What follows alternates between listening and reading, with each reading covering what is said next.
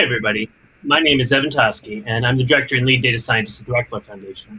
Thank you for joining us today for the RF Breakthrough. Today, we'll talk about how data and analytics are improving our understanding of COVID-19, helping us respond and hopefully end the pandemic, and also prepare for future pandemics prevention.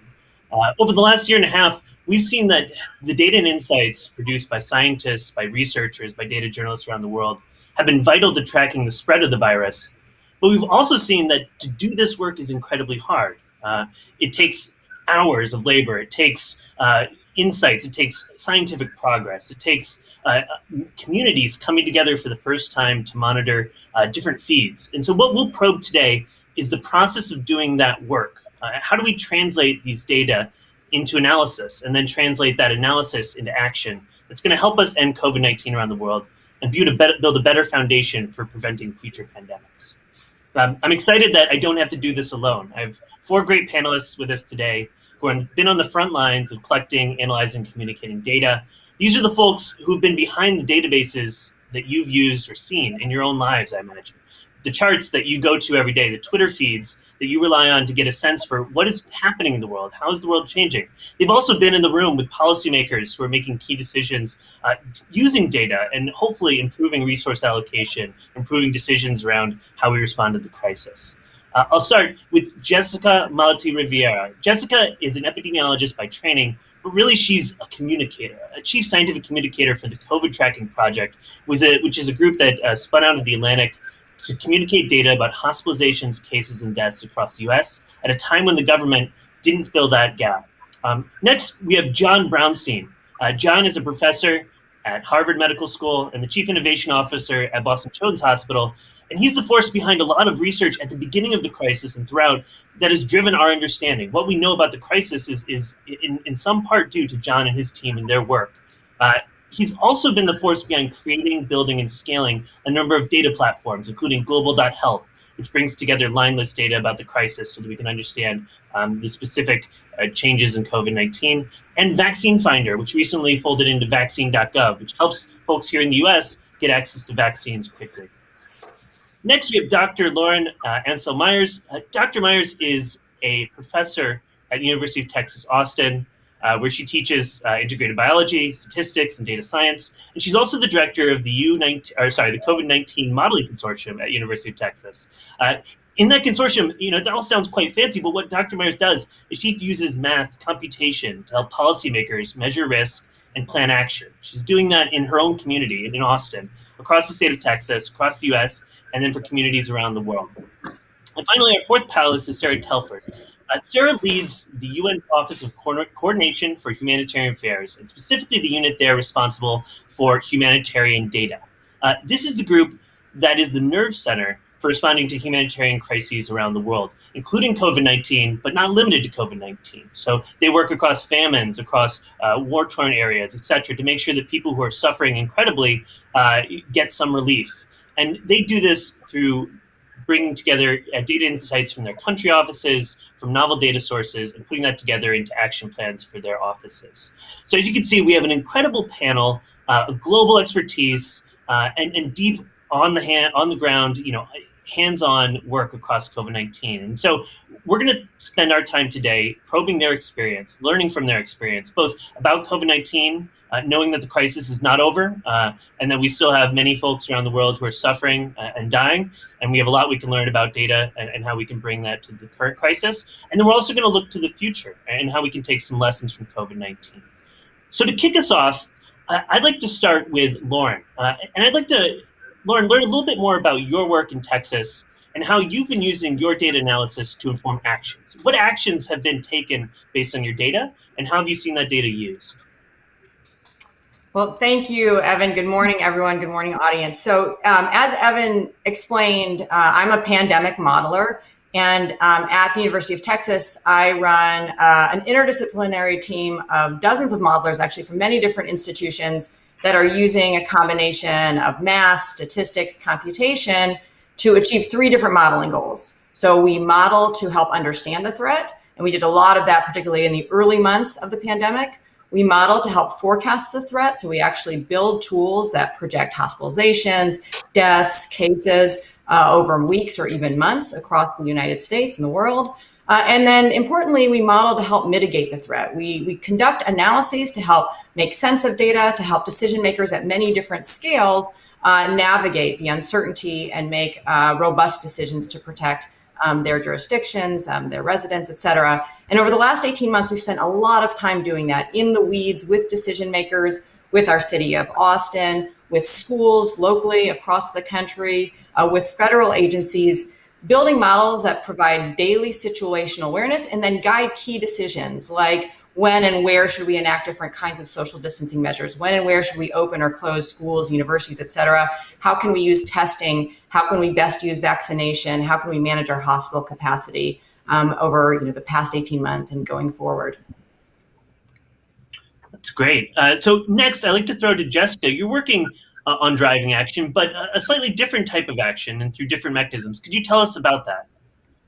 Yeah, so, thanks for having me on this, and thanks everyone for being here. Kind of different from what Lauren was talking about, we were not doing any modeling at COVID Tracking Project. We were actually kind of illuminating the reality of current data and trying to give context for historical data too, and understanding what the trend lines really mean, what 7-day averages meant, what 14-day averages meant, so that people were not kind of looking at day-to-day data and making any sort of false conclusions about kind of the success of pandemic response in various states and jurisdictions. So we kind of created a real-time as possible picture of what was going on with COVID in 56 states and jurisdictions so that people could understand that more contextually. But then I also did a lot of that science communication on other platforms, kind of helping make sense of that on other social media places like Instagram, where charts are not typically the place that people go. Charts are not typically places or put on forms like Instagram because people want different types of information. But those charts without context, as we found throughout the pandemic, were opportunities for people to make false conclusions or retell the story in a way that fit a narrative that was oftentimes incorrect. So I would often, translate that on that platform to make sure that it wasn't falling into the wrong hands and that people weren't making, false correlations and causation claims about what the numbers were looking like day to day. Thank you, Jessica. So next, John, I'd like to focus on your work about vaccines, since obviously vaccines are what's helping us in many places get the virus under control and get back to some sense of normalcy. And so I'd like to learn more about what you started with Vaccine Finder and how that grew into Vaccine Gov. What type of actions were you trying to drive with that database and that system? Yeah, thanks so much, and it's great to be here. In some ways, we live a little bit of a parallel existence to Lauren and her group. We tend to go after some of the data challenges that underpin sort of the needs around modeling and to identify places and sources of information that could help us around mitigation of threats. Vaccine Finder was a tool that was developed actually during H1N1, where we didn't have data about where vaccines were located to support our response to that pandemic. It's a tool that we've been running ever since with CDC and HHS. And clearly, when it came to the response of this pandemic and the need to have better insights of where vaccines are going to be located, where supply is, and how that matches to demand, we recently built all the technology from scratch to support Operation Warp Speed and CDC to essentially build the platform that not only houses the data of where all the doses are being distributed, but then becomes the public site for people to figure out where to get vaccines in their community. Ultimately, it became vaccines.gov, and a big effort that is not only an academic and government effort, but also collaboration with companies like Google and Apple and Amazon, all using this information to essentially direct people to where supply is in the community. And as a flip side, because we have that data, it also represents an opportunity to identify where there's gaps in coverage, where are the vaccine deserts, how do those link to social vulnerability? How do those deserts link to access because they line up with populations that are already super vulnerable or have to drive 30 minutes? So it not only becomes a tool to sort of push to consumers to direct flow of access, but it also becomes a cyclical sort of insights that then can direct, public health departments on how to appropriately set up sites and clinics to improve coverage in their communities. Great. Next, Sarah, you lead the Global Humanitarian Data Center. And your work really is bringing together a number of different data sources to help some of the people who are in the hardest position around the world, people who are already experiencing potentially famine or war, and then have this pandemic sort of piled on top of that experience. Could you tell us about how you're using data to drive action? Sure. So thank you for having me, and it's really great to join this great group to talk about this. So our role, so it's the Center for Humanitarian Data. The goal is to increase the use and impact of data in the humanitarian sector. So we cover about 30 active crises where we're trying to get data to share with the community and to create insight.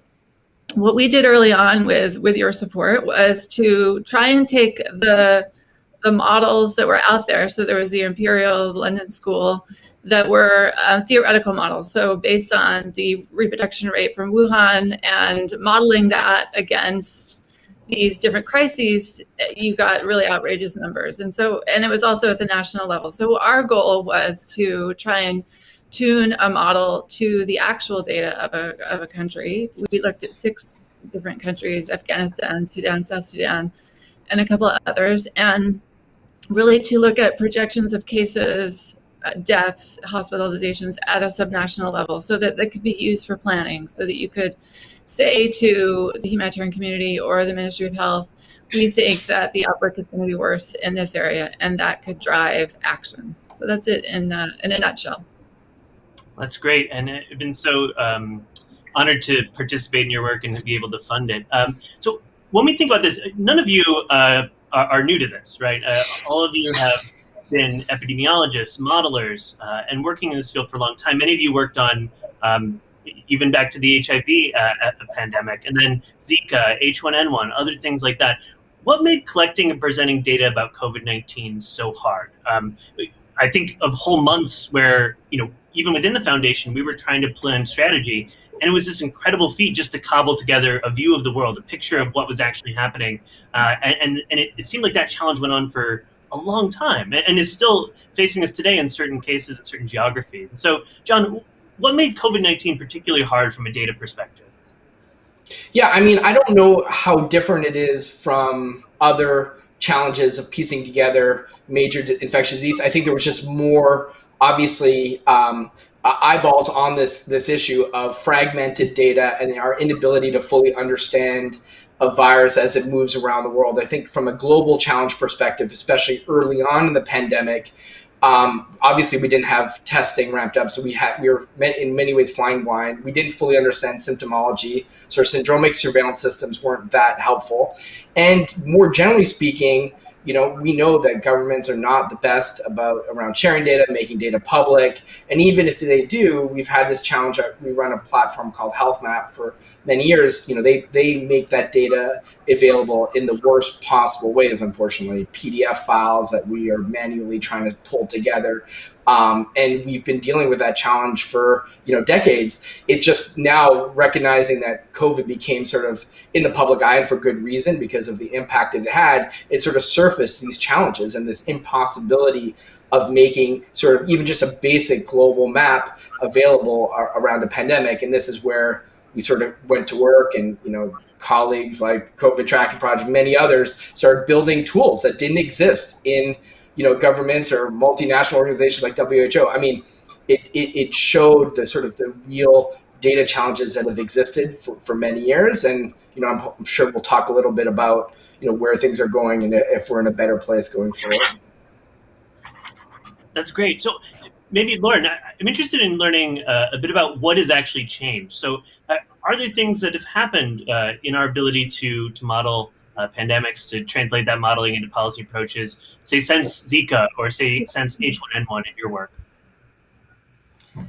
Yeah, I think that the field has probably progressed in the last, 16 months, as much as it did in the preceding 16 years. We have been firing on all cylinders. We have so many people who have come into the field over the last couple decades, and especially who've gravitated to the field in the last 18 months. And so we have a lot of expertise. We have a lot of skills from different areas of epidemiological, mathematical, computational sciences, all kind of working together to build models that do a better job of forecasting. So the enterprise of forecasting has just exploded. The CDC now curates multiple different forecasting ensembles, which have weekly submissions from dozens of groups all over the world. They're submitting forecasts of deaths, hospitalizations at local and national scales. None of that technology existed prior to COVID. We had just barely scratched the surface of forecasting. So that's an area that has just matured just so rapidly. And we've really, I think, made also a lot of progress in very practical modeling, where we're addressing day-to-day challenges that different entities are facing. When do we open schools? When do we open or close businesses? When do we, who should we vaccinate first? What zip codes, what counties should we prioritize? Those are questions that we have sort of thought about in vague and sort of general terms in the past, but now we have a lot of very granular modeling going on that's much more effectively informing these kinds of decisions. Mm-hmm. Thank you for that.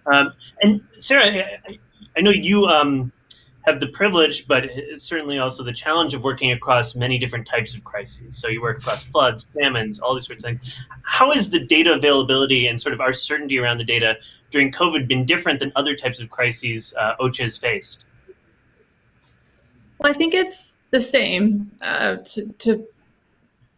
Every crisis that we have, we basically have the same pool of data. You have the food, and you have climate data, you have a number of people that are in need of assistance, IDPs, refugees. So all of that is the same. The difference with COVID was that we were solving for a different problem that normally we're looking at, like right now in Ethiopia, where you're looking at food insecurity and drought, and how does that affect people there. So COVID was new for us as an issue, which is why we partnered with Johns Hopkins University Applied Physics Laboratory. We're not disease modelers, and we don't have expertise there, but we do have expertise in humanitarian vulnerability data and the actual community and the partnerships that are needed to get uptake for this sort of work. So that was different. And also, as you know, we were new to really creating predictive models. This is something that we've been thinking about for a number of years,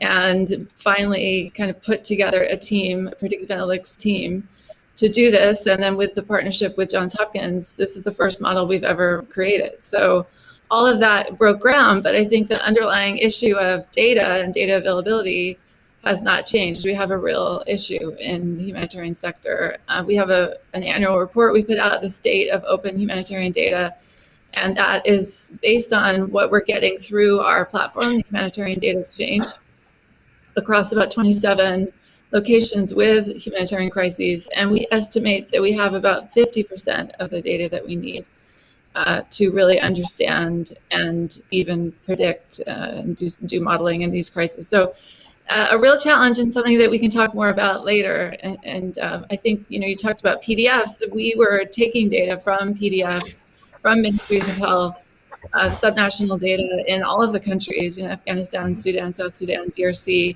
and extracting that, creating files, and putting that on HDX. And so I think in some ways we'll always have to do that. I don't see that changing. We did that for the Ebola crisis. But what we were able to do on top of that data has advanced. Indeed, I think we see often a lot of pitches for very fancy data tools, and then when I reflect on what I actually saw doing most of the work during COVID around the world, it's some really suboptimal stuff, right? It's sometimes screenshots. I know Jessica and team that at times you would actually be pulling data from social media feeds, and I wonder if maybe you could reflect on some of the things that you saw during COVID that maybe improved over the course of the crisis. So I think, a lot of people, a lot of governments, a lot of data holders have actually made some pretty dramatic practice in the same way that Lauren's talked about the modeling has made pretty dramatic practice. But how have you seen the situation change during COVID over the course of the crisis? I mean, we definitely saw improvements, but I will say that we kind of had a huge disadvantage from the very beginning because of a lack of federal standards, right? We didn't have any federal guidance or standards on how to report and how to share this data. So you had 56 different responses, 56 different methods to sharing it. Sometimes data collection looked like screenshots. Sometimes data collection looked like reading PDFs. Sometimes it was watching live streams of press conferences and writing down the data as it was coming out of whoever was delivering it, whether it was this, local public health department official or the governor, the lieutenant governor. So it was just very disjointed. And as a result, it made it very difficult to kind of have things that made sense with each other, in context with each other, which is often why we were always providing caveats and disclaimers and annotations to make sure that people understood that the nuance is often not there because we don't have federal standards. And we initially started this thinking that we would find it soon in the pandemic. We often thought that by May of last year, we would have put pencils down and be done after we released our report on comparing CDC and CTP or COVID tracking project data.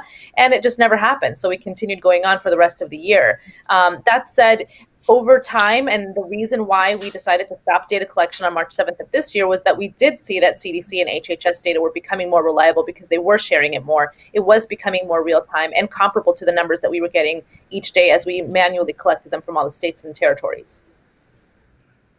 That's great. And it hits at a key point that I've seen across all this. And that is, you all are innovators in terms of your use of technology data, but you're also all innovators in terms of your organizational structures, how you've built collaborations, how you've gotten people who otherwise wouldn't want to work with each other to work together, gotten massive groups of volunteers to work together. And so I wonder if you could take sort of the cover off that and share a little bit with us, maybe starting back with Jessica and then rolling through the others. How has your organization been shaped to deal with this? Like, what was the force behind this? What were the people doing on a day-to-day basis to make this a reality?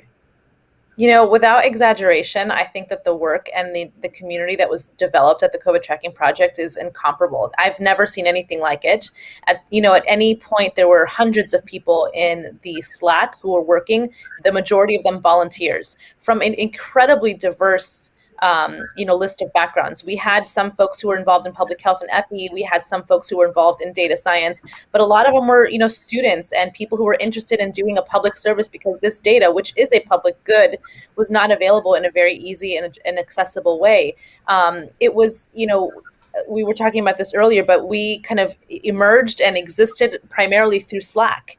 And the community that was developed there was also unmatched. We had just incredible work culture there that was extremely collaborative from almost every single state and seemed like every single time zone, but we made it work. And it was, I think the steady drumbeat of it was just incredible leadership that we had that was, focused on making sure that we were all taking care of ourselves because it was really, heavy work to be exposed to the data. When you think about it, it's not just numbers. It's not just spreadsheets. We were looking at the disease in various times during the various surges just ravage our communities. And sometimes it got very personal for some folks. So, it was a really unique time that I really don't think I could possibly replicate it anywhere else. Indeed. And thank you and the team for that. So maybe turning to another type of collaboration, John, could you tell us a little bit about global.health and how you brought that community together and how they've scaled? Yeah, for sure. I mean, it's one of these things where, of course, out of a crisis, you sort of emerge, incredible amounts of exciting new sort of innovation that, didn't exist. In fact, it's funny. I mean, pre-pandemic, in some ways, our group, for some of the work we were doing, is running a little bit on fumes. There's not a huge amount of investment in pandemic surveillance. In fact, many of my grants, like one example, the USAID Predict project, which is focused on identifying coronaviruses in populations, was defunded right before the pandemic. So a lot of these things were sort of running, on empty. But with the emergence of COVID and the recognition that we had major data gaps in our ability to understand real detailed line list information about cases, demographics, geography, that was essential data to make important, findings, whether the value of lockdowns, the value of masking, what types of interventions are actually working to drive transmission down.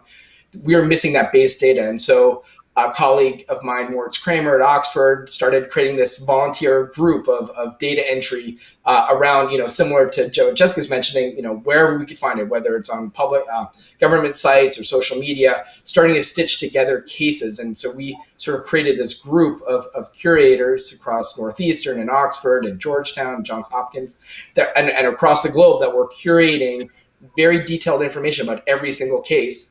That led to an effort which we then brought in Google and, of course, Rockefeller, and turned into actual infrastructure that we built to build scrapers and ingesters and processors to essentially now a 20 million line list of COVID cases around the globe that has sort of fueled policy and research. And now that website is live at global.health. And again, that just started from this sort of grassroots effort of just people realizing that we had a data gap, and now it becomes this like open data sharing platform that is interfacing with, policymakers, government agencies, WHO. So, that's one of those examples where we think, that kind of technology will sort of outlast the pandemic and sort of fuel potential opportunities for other emerging infectious diseases. Indeed, that's great. And I want to also remind those in the audience, you can join this conversation through the hashtag RFBreakthrough.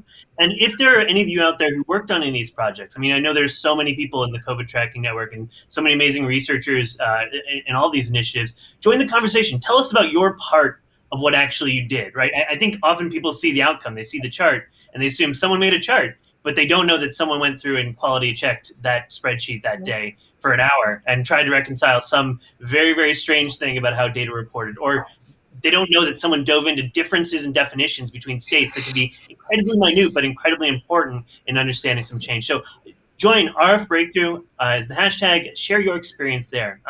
We'd also like to bring the audience into this. We had a question come in the days before. We had an open forum, and it was about how do you communicate these data?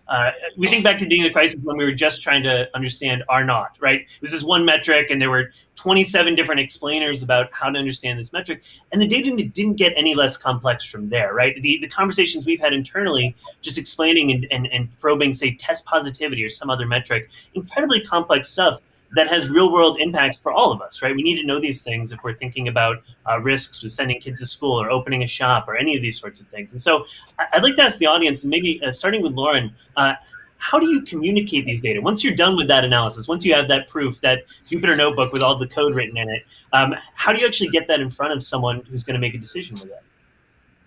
Yeah, so we've spent a lot of time doing analyses, interpreting data for consumers who are not necessarily that savvy about statistics, modeling, et cetera. And we spend a lot of time, a lot of iterations making graphs, making tables that are interpretable, so they understand not only what we understand or what we know, but also what we don't know, what the uncertainty looks like. And that's often, those are often developed and honed through communications with the consumers, with our partners. So we've built lots and lots of models and made graphs for the city that, for example, our mayor will say, well, I don't quite understand what this is showing, but I really want to go on Facebook tonight and share this graph with the public. Can we change it in this way? Or can you explain this part in a different way? And similarly for schools, we've worked with them to answer their questions and then come up with effective words, graphs, visuals for communicating that data. We work at the University of Texas, we work really closely with our supercomputer center, the Texas Advanced Computing Center, which have amazing expertise in building public-facing dashboards. And so they've also been critical in helping us take our kind of scientific graphs and turn them into more digestible, more intuitive types of graphs. That's great. And then when you hand that over, what's the conversation like with a policymaker? Do they take that PDF you handed them or in that email and say, great, thanks, I'm going to go make a decision? Or what is the conversation like after you've handed over an analysis or a chart? So, it really depends on who you're working with. But, I've had the amazing opportunity to serve on the City of Austin's Executive COVID Task Force. And that has involved sometimes up to 4 times a week, but at least once a week meetings with the mayor, the county judge, the public health authority, CEOs of all area hospitals, leadership of the university. So it's really, many of the key players in the community. And usually these are conversations. There'll be a meeting, there'll be a question about, what's going to happen with here's an example, when in the peak, the winter peak, the question was, are we going to have to set up a field hospital in our convention center? If so, when are we going to have to do that? And how many beds should we, and how many healthcare workers are we going to need? And so that led to us doing some analyses for the city, but that was probably over the course of, weeks, if not months, showing them some graphs, showing them some results, and ultimately after many discussions back and forth, changing assumptions, changing ways we were presenting things to make it more understandable, ultimately we ended up putting a self-published report so that the city leadership would have a reference where they could say, okay, we've made this decision. We're now going to set up the convention center. And this is based on the analysis done by the University of Texas. And they could point to a report or even bring up a graph when they were talking to the media to help motivate why they're making these decisions. That's great. And Sarah, your team was working on a similar problem in terms of communicating forecasts, but with a very different audience, frontline workers in humanitarian settings and their government partners. Could you tell us a bit about how that communication process went and what you were sharing with them and what cycles and how it was driving decisions? Sure. We ended up putting together a report. So I guess it's ironic that we took data from a PDF, extracted it, made a model, and then created another PDF. That's essentially what we did. And those reports were issued every 2 weeks. So we would send those to the field staff and to reporters, colleagues. And then it was really a narrative summary of some of the key messages from what we were getting from the projections, and then also some visuals, which maybe we'll see later. And that was it. There were a few pages. I mean, we tried to keep them short, but they were then used, we know, in coordination meetings in Afghanistan. I mean, that report was shared with the president and his office. The WHO was using those reports. So really, I think as a way to make it consumable to that audience, you really have to sort of write it out and explain. But in terms of the HTX audience and some of the more technical work, we do have something called the Covid-19 Data Explorer, which brings together about 60 data sets from 20 sources. And that is all kind of APIs and more technical. So you can see how are the cases going up and where's the severity and the impact of this across the 50 or so locations that we're monitoring. We're really thinking of two audiences, the non-technical and technical. Great.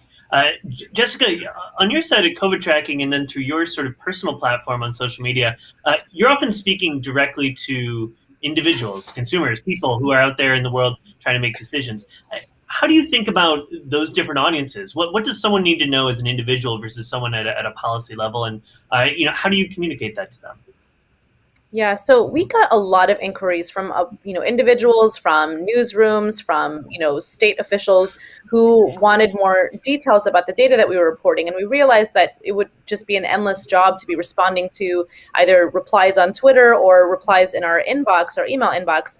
And so, several months into our data analysis, we decided to do weekly updates, which was kind of a longer form analysis of the data in a 7-day lens, to make sense of everything. And that ended up being extremely fruitful and useful by a very wide audience, right? It was for people who were data novices, for newsrooms who wanted more context, and even for policymakers to basically understand that we weren't trying to make any sort of judgments about a state based on a single bad day or a data lag because of a event like a storm or a holiday. We would add all that kind of nuance and context in the weekly updates, which became kind of a staple for us. We in fact started doing media briefings with people in the news space, kind of based on the weekly update. We would do it Thursday, kind of right before we published it. So we would kind of add all that extra color and detail to what we were seeing in the weekly trends.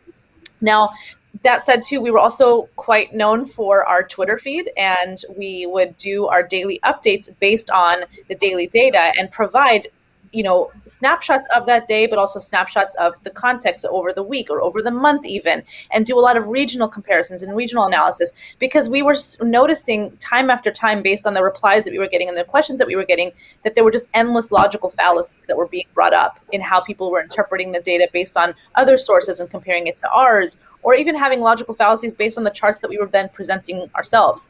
Now, I noticed that individually because I've been doing science communication for quite a while. And so when I would bring it to my platform, it kind of was my opportunity to turn on more light bulbs for folks, to kind of add a bigger picture than just the single headline they were getting from either their news feed or from a friend who was forwarding something to them. I was kind of bringing it there and saying, okay, as you're seeing headlines about mask policy or closure policy, this is why, kind of putting the data into the narrative so that people could understand better, kind of a bigger picture of what was going on in their local areas. That's great. And I once again wanted to just thank the audience that we have joining us. It's incredible that folks are staying up late in Sweden and Nigeria, Sri Lanka, Ghana, maybe waking up early in Australia and Pakistan. It's so great to have all of you joining us here and to learn.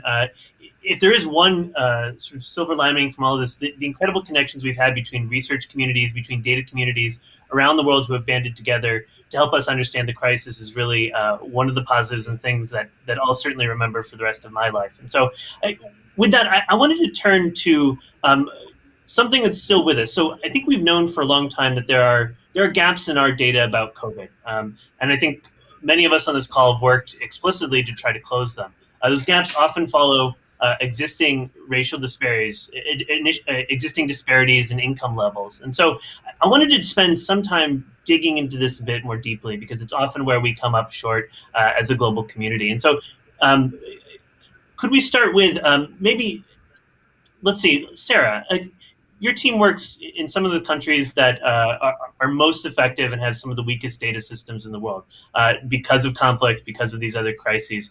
What have you had to do to work with those countries to improve their data systems, to support them, to collaborate around getting more data sets, potentially to fill in as proxies? How have you been closing these data gaps in places that are incredibly vulnerable?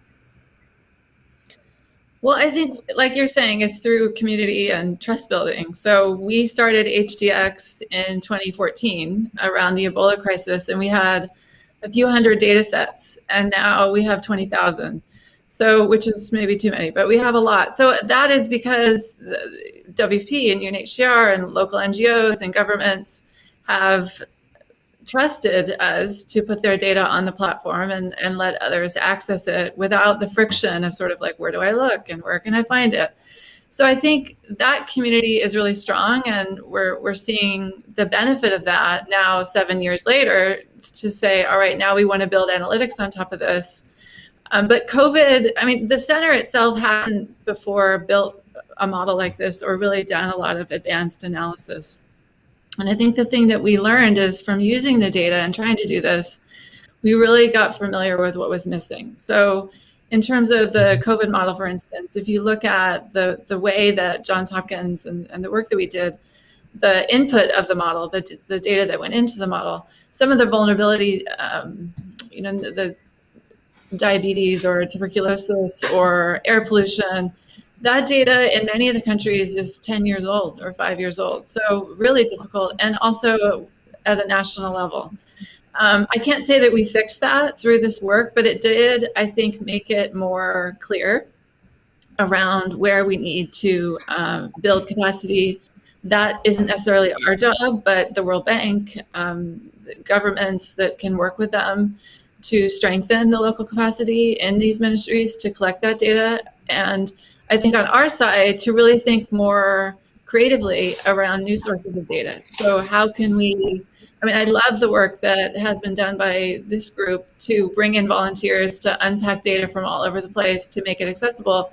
And so I was thinking myself, well, what data could we start to maybe uncover that could be really interesting?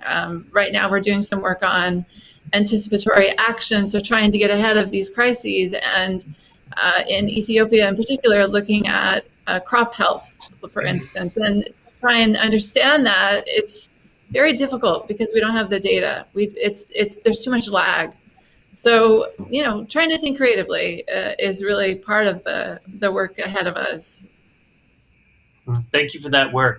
Great. So we've been spending a lot of time in this Q&A, and I wanted to give the panelists a little time to share from their work, to share a chart, to share an example of what their team had produced. Often, a single chart or a single image can say a lot. And so I want to hear both those charts, those stories, but then also how that chart was produced. And so I've asked each of these panelists to bring one representative sort of piece of collateral that we'll share on the screen. And then if you could tell us about how that was produced, how it was used, and why that chart was impactful for you. I think we'd like to start with Jessica. Jessica, could you share a little bit about COVID tracking's classic 4 pane?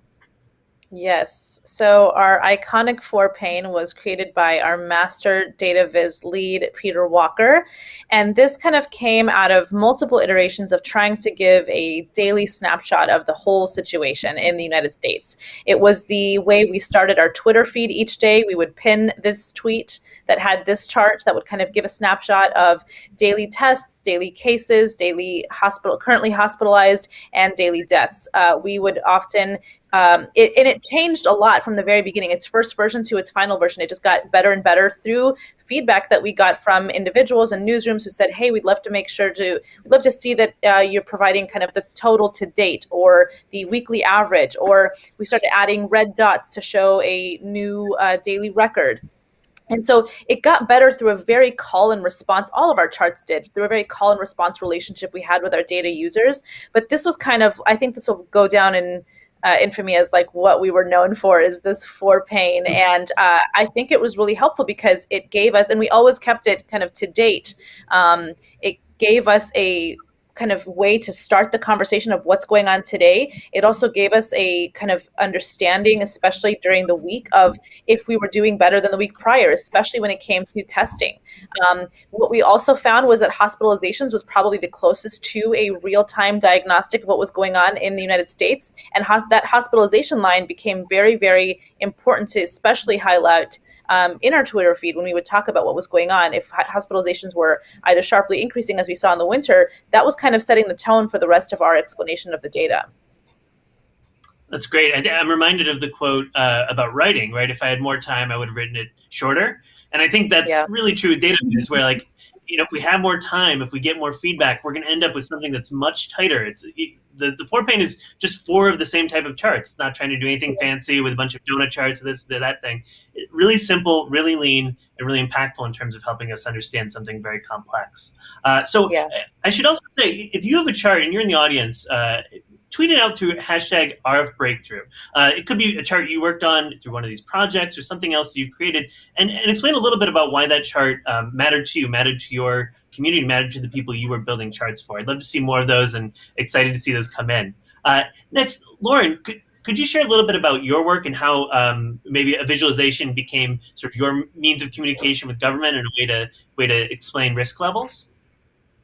Absolutely. So the image that's going to come up on the screen is actually not a graph that we made, but this is a dashboard that's been maintained by the city of Austin, updated on a daily basis since May of 2020. And so the backstory to this is that, like many cities, Austin went into a stay-home measure in March of 2020. When Trump issued the Reopening of America guidelines, the governor of Texas was one of the first to enthusiastically adopt those recommendations and promised to fully open the state very quickly in May. And Austin was sitting there sort of in late April saying, what are we going to do when we are forced to reopen our city, but we know this deadly virus is still spreading widely? And so we spent we spent quite a while working with the city to develop a policy that has guided COVID responses for now over a year, since May of 2020. And we basically sat down and sort of asked 2 questions. What data should we be tracking? And this is early in the pandemic, where we're facing, all of the data challenges that we've been talking about throughout this hour. So what kind of data gives us the most reliable signal of recent transmission? And once we answer that question, what data should we track? When will we know when to act? And so we did some modeling, some optimization modeling to answer those 2 questions. And the answer to the first question is what you see on the y-axis of this graph. We determined very early on that COVID hospital admissions gave us the best real-time indicator of recent transmission and the best indicator of what was about to happen in our hospitals. And then the answer of when to act was the product of some really extensive analyses, but it's those different color bars that you see in that graph. When that indicator, when those admissions cross from orange to red, that means we have to lock down. When it crosses back out of red to orange, that means we can lighten up a little bit. And similarly, when we move from orange to yellow. And so the city adopted that measure. We've tweaked it as the situation has changed just slightly. But as soon as they adopted it, they did a really good job of socializing it, of communicating it with the public. This dashboard has been online. It's been in the news almost on a weekly basis. And the community has known when we're heading into orange or heading into red, and they do what they can to bring us out of orange and bring us out of red. And when we look back, it's anecdotal, but when we look back at where we are today, the city of Austin has had significantly lower COVID mortality than the other big cities in Austin. In fact, the mortality to date in Austin is less than half of the state average per capita. So, anecdotal evidence, but this is something that, came out of a really unique collaboration between the hospitals, the local authorities, the scientists, and I think its success really rests largely on the policymakers' effectiveness in communicating with the public. Thank you so much. Sarah, could you share your work? Sure. So I think you'll see two graphs, one for South Sudan and one for Sudan. So these were the model projections. They were over a 2-week period. And the reason for the short time frame was so that they were operationally useful, to be able to say, okay, in the next couple of weeks, if we were to keep the NPIs, the non-pharmaceutical interventions in place, that is the green line, that this is where we're headed. And if you were to remove all of them, then that's the red or pink line. And we worked with a group called ACAPS in the humanitarian sector. They were tracking all of those NPIs in these countries, and we built that into the model. So, and even now, we just are rerunning the model for Afghanistan, where we've seen last week there were 10,000 cases. So we're able to just plug that in again and see where we might be headed in that crisis. It's incredible and remarkable that you're able to use that code and that process from early in the pandemic for now when we're seeing a different pattern. Jess, sorry, I think we have John left. John, could you share some work that you was done? Yeah. Sure. I'm trying to represent your work in one figure is always problematic. But if it'll come up in a second, but because we run the health map project, I could not put a map of health related dots. So what you're seeing here is an animation of data that we've been collecting, especially early on in the pandemic, to illustrate the rapid global spread of COVID. And it's sort of an integration of a number of different data sets. The first being our platform Health Map, which has been mining for information and insights about disease outbreaks for close to 15 years now. The earliest alert about COVID outside of China came from news media mining that we were doing on December 30th, talking about an unusual cluster out of Wuhan. And that was ultimately an alert that we pushed the WHO and enlisted a number of activities to do further investigations. But beyond that, this is where our team went into action, both through the volunteer efforts of our group, but across Northeastern and Oxford, but then the large effort that got brought in through engineers at Google to essentially build this lineless data mining tool that essentially provided this in-depth view of what was taking place around the globe that ultimately informed a number of different research efforts and policy interventions around lockdown, around masking, a range of different questions that this data could start to sort of help answer. It also sort of provided gaps in coverage. Clearly, there's obviously biases in the ways in which that data was represented at a global level and also at a local level. So big part of our efforts at global.health are to fill in those data gaps in many places where you didn't see those cases. And then even in the US, where we enlisted the help of companies like Amazon and Google and Apple to essentially build a tool that we run called Outbreaks Near Me, which is a crowdsourcing platform that essentially collected data from the crowd that hopefully sort of fills in some of the gaps, especially when we had limited amount of testing, but also in the challenges that we know that, only certain types of people are interacting with the health system. So getting richer, more diverse sets of data through engagement, through various modalities sort of helped sort of improve our ability to fully understand what was happening at the community level. Thank you. And thank you to all of you for those charts. I mean, those are the tip of the iceberg. I encourage everyone to go to these, the sites that have been listed, to go to the social media feeds, forgive me, and see more of this work. This is just the tip of an incredible iceberg of research, analysis, and data visualization has been done by those on this event. So as we come to the end of this event, I want to talk a little bit about the future. And so we've talked about how during COVID, you've marshaled your teams, your science to respond. But as we look to potential future crises, we look towards a changing climate, we look towards a world that may become more unstable in a lot of different ways. We want to go into preparation mode to make sure that we can consolidate some of the progress, some of the things we've learned, some of the ways so that we don't ever have to be back in this position again. And so as we close, I wanted to go through the panelists and just ask, what's your vision for an equitable data system that would help us stay out of a future pandemic? And then that's obviously a big open question. You can tell me about whatever your vision is, and I'm excited to hear about it. But I'm also want to know, what's a tangible step in the next year? If we came back and did this again, June, I guess, 17th, 2022, what could we look for that would show us that we were on that path, or that we were off path and we would need to correct to build that system of the future that would prevent us from experiencing pandemics again? So maybe, Jessica, I'll start with you, and then we'll go through the others.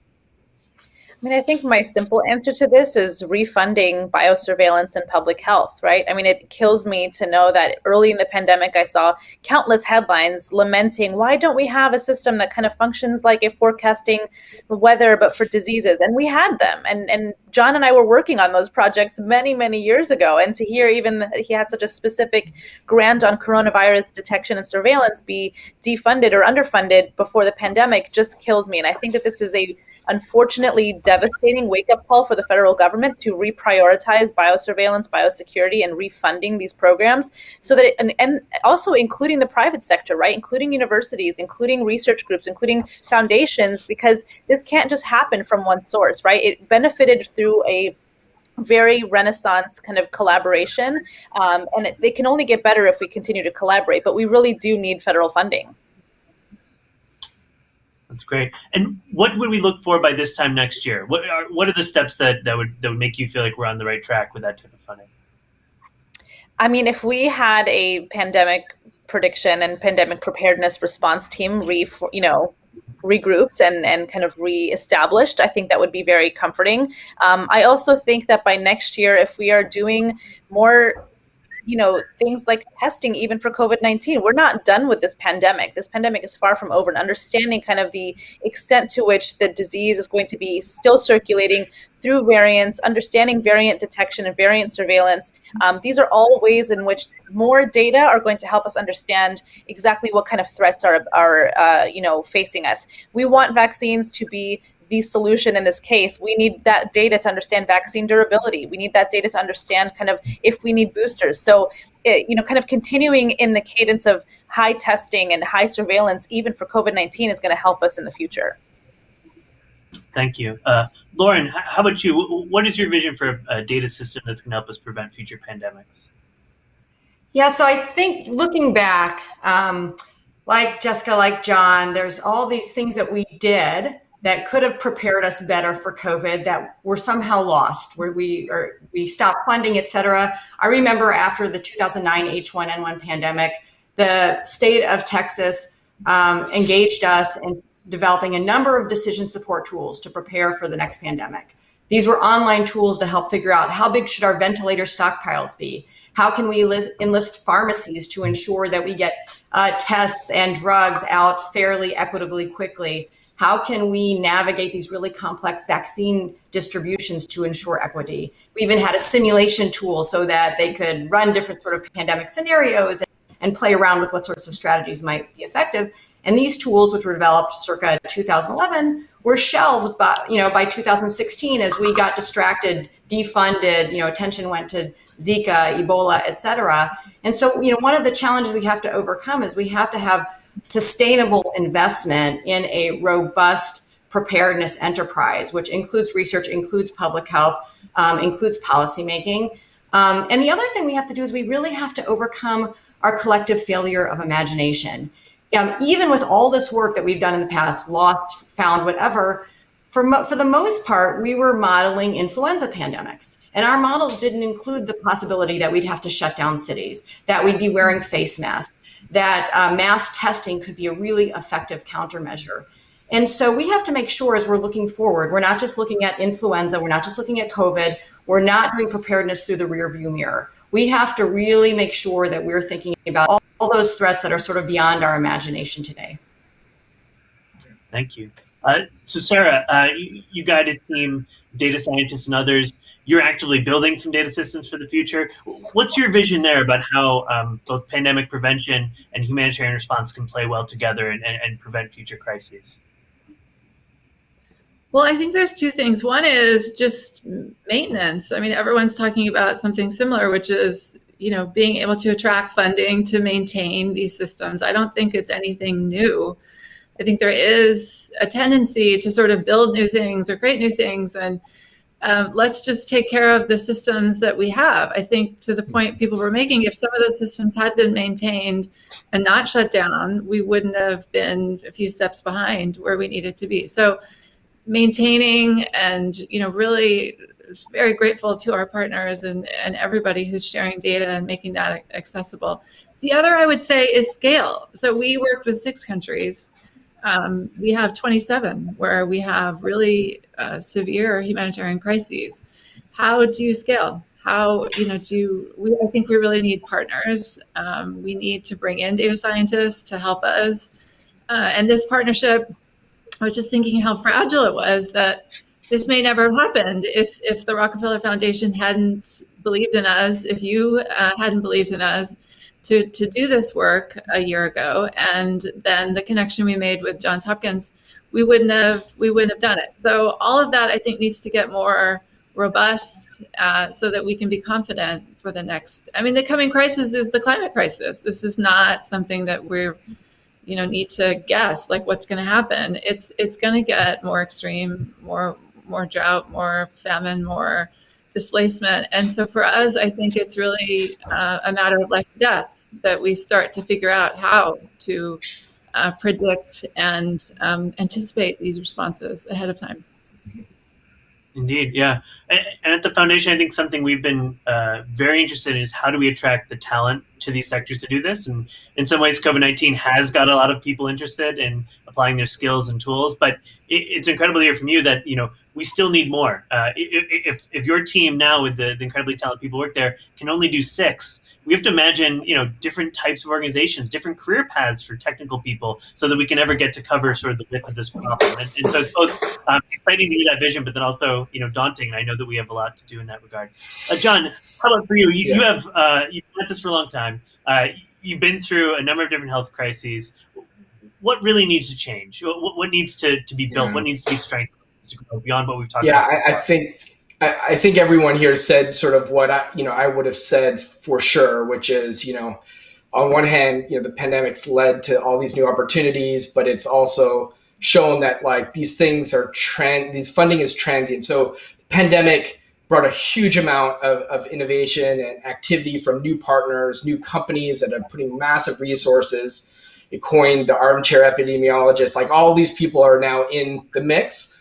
And unfortunately, they will be not in the mix, in a year from now, and that is a little bit scary because there's going to be this graveyard of innovations that, if we don't figure out how to pass the baton from all these companies that have built things and to think about how that translates to the broader efforts of pandemic prevention, I think all that innovation will just sort of go away. All that investment, all that focus, that collective mind share that we've seen, which, some of the brightest minds in the world have come into our space, which is amazing. They will be gone. And so what will be left? The other part, of course, and so I guess I don't mean to be negative, but there's going to be a massive flow of funds into this space. And again, it's going to bring all sorts of people and land grabs, but will that ultimately sustain us for the next 10, 20 years? Will we see sort of real achievable sort of, milestones in our ability to collect data, to forecast? I mean, there's of course investments that are happening at the CDC level, which are super exciting. Will those really be something that, will take us to that next level? So in a year from now, would love to see some of these technologies, exist, but potentially for other pathogens. I agree with you, with Lauren, like we need to be more creative in our thought process around where we're going in this field. I think we have some of the tools, and it's just a matter of making sure that we're adequately leveraging them going forward. Thank you, John. So at the Rockefeller Foundation, we're also hoping to contribute to this, right? So we've been involved very much in response mode throughout COVID. We've been helping our partners as we can and wherever possible around the world, especially here in the US and then other places around the world, including India and other places. And so we're also thinking about this question, right? And so we recently had Dr. Rick Bright join the foundation, and he's helping to start up something called the Pandemic Prevention Institute. And so I wanted to share a quick video from Rick about what we're going to be doing and how we're going to be contributing to this going forward. You might not know this, but we discover more than 200 outbreaks every year that could spark another pandemic. To stop the next outbreak from becoming the COVID-19 of tomorrow, We need to move quickly today. I'm Dr. Rick Bright, and I'm going to tell you how we can prevent the next pandemic in less than 100 days from its first outbreak.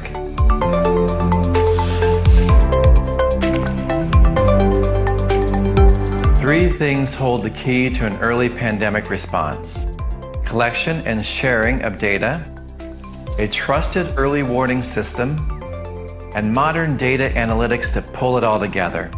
As part of our work to create a Pandemic Prevention Institute, the Rockefeller Foundation is already building the partnerships and tools necessary to meet this ambitious goal.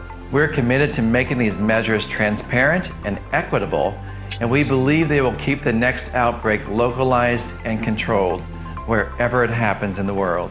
It's important to start now to avoid the damage of another COVID-19. It's the only way we can stop the next deadly disease in the first 100 days. That's how, together, we can stop pandemics for good.